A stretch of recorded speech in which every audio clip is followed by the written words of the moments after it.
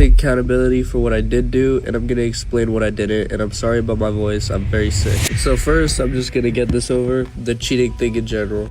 Basically, the story is I was in LA, and a few days before LA, Jules and I had a call. In that call, I said, yo, I don't think it's gonna work. But I was just too scared. Like, honestly, I was just too scared to, end it. That's Dylan trying to explain himself. And honestly, the more he talks, the deeper he digs. But before we get into all of that, you need to know who JustJules actually is and why this whole situation hits so differently. JustJules has been one of the sweetest, most wholesome creators on TikTok for years. Christian content, Bible videos, being genuinely kind to people, that's always been her whole thing.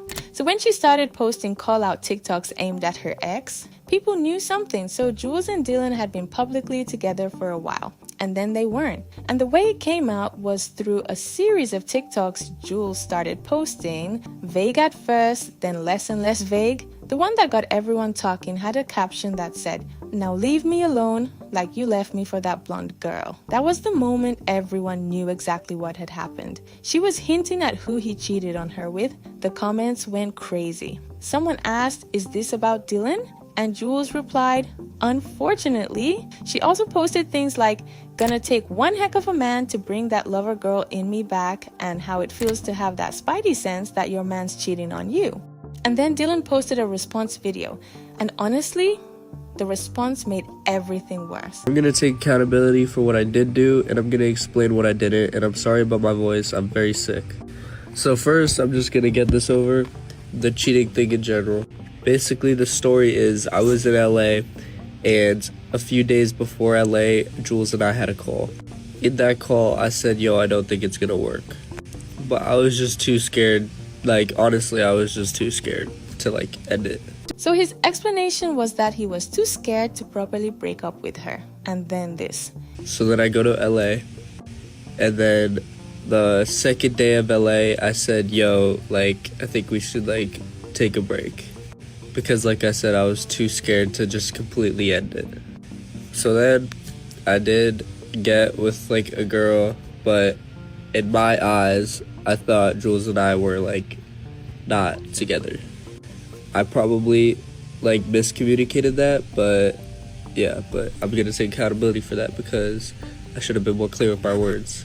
Jules came back with screenshots, and they were pretty hard to ignore. Listen, I don't want to break up, but I think we should definitely chill down. I was basically accused of doing some stuff at the Glow House that I had to leave. I think we should take a break. That's Dylan's message. He literally says, "I don't want to break up." So his claim that he thought they were already done before he got with another girl doesn't hold up when he's texting her saying he doesn't want to break up at the same time. And Jules's reply to that message was clear. Yeah, I already told you on the phone. I didn't want to talk to you, Dylan, and I told you. Cheating is where I draw the line. We're over. Done. Over. And the text that came out separately made it even worse for him. "Even though I cheated, I still know that you were right for me, but I wasn't right for you. I'm not good enough for you." So in one message, he admits he cheated. And then in his public video, he says he didn't cheat because they weren't technically together. Those two things cannot both be true at the same time. And then there was the whole situation with the cheek kiss video. Dylan had posted a video of Jules kissing him on the cheek. Her family asked him to delete it. He refused. I said to her, I was like, yo, is it okay if we film this video? She said yes. So I posted the video, all this and that, and then her and her family asked me to delete it. The reason why I didn't delete it is because she gave me permission to post it. So I posted that. I didn't delete that video to prove a point and less of to get paid from YouTube. He kept a video up that her family personally asked him to remove. Because she said yes before they filmed it, that's his reasoning. And Jules showed a text where he literally says he's waiting to get paid from YouTube before doing anything, which completely contradicts the "it wasn't about money" claim. And then came the most dramatic part of Dylan's video. He claimed he never actually cheated, and that the only reason he posted the original apology was because Jules threatened him. So now Jules is the bad guy because she allegedly threatened to post more videos. But here's the thing. he already admitted in a private text that he cheated. So even if she did say that, she was threatening to expose something that actually happened.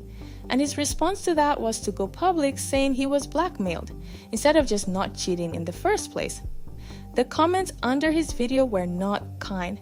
Jules got 130,000 likes on her screenshots post. Dylan was not getting anywhere close to that. And what made people even more frustrated was that Dylan kept going back and forth. In one breath, he's saying he didn't cheat because they weren't together. In the next breath, he's admitting he cheated in private text. In another, he's saying Jules blackmailed him into confessing. None of those three things can all be true at the same time. And the more he tried to explain himself, the more people felt like they were watching someone dig a hole they couldn't get out of. A lot of people in the comments pointed out that Jules had been quiet about all of this for a really long time. She gave him the chance to handle it privately. And when it became clear he wasn't going to take accountability on his own, that's when the screenshots started coming out, which honestly, looking at the timeline, tracks completely. After everything came out, Jules posted this: "Hot take, I would rather be cheated on than be a cheater." And that one line basically said everything she needed to say. She's not sitting around feeling sorry for herself. She's not posting sad videos. She made her point, she showed her receipts, and she moved on. She also posted, "I'm single until a man proves he's serious," which got the comments going immediately because people started asking if Brody, her previous situationship, was back in the picture. Apparently, his name comes up every single time Jules posts anything at this point. Some people even said in the comments that the whole Dylan situation only happened because Jules was still getting over Brody and chose the wrong person on the rebound. And then there was the caption, "My nice girl battery just died."